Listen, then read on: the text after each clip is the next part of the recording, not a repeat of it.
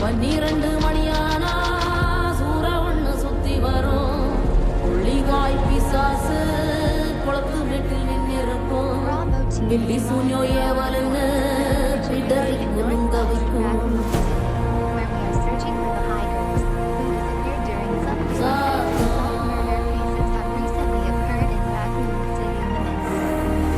அமாவாசைக்கும் இருட்டு ஆறும் இல்ல நடுநிசி. கருப்பு கழுவம் பூன கண்ணும் மின்ன ஓடி வரும்.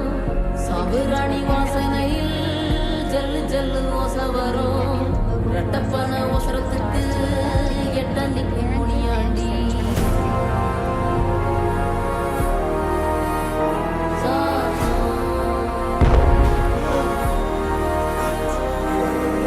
மசூதி வாசலில மரண்டோடும் பெருஞ்சாத்தா. தேவாலயத்தோரோ திமிரி வரும் தீப்பறவை.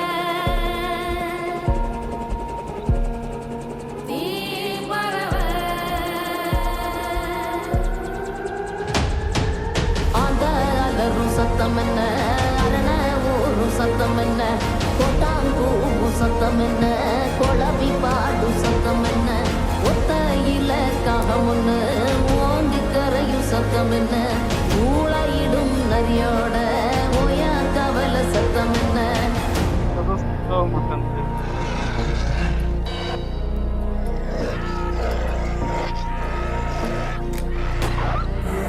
வள்ளிதா கத்தும் சத்தம், பணஞ்சால காத்து சத்தம், திருநாயின் ஊழ சத்தம், தெரியாத ஏதோ சத்தம், உள்ள காட்சி தூரத்துல புலம்பி அழுவும் சத்தம், குறிகால மகாரம் போட்டு கணைக்கும் சத்தம், கட்டுத்தறியாடெல்லாம் கலைஞ்சு முழிக்கும் சத்தம், காட்டோர யாரோதான் ஒப்பாரி பாடும் சத்தம்.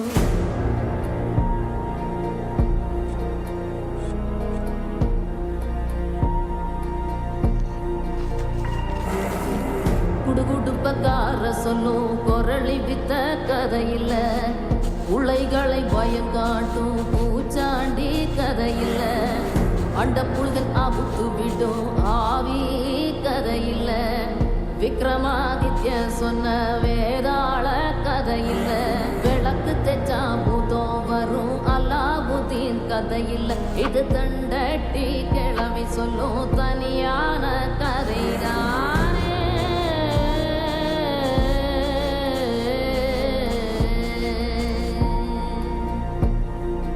கதைதான்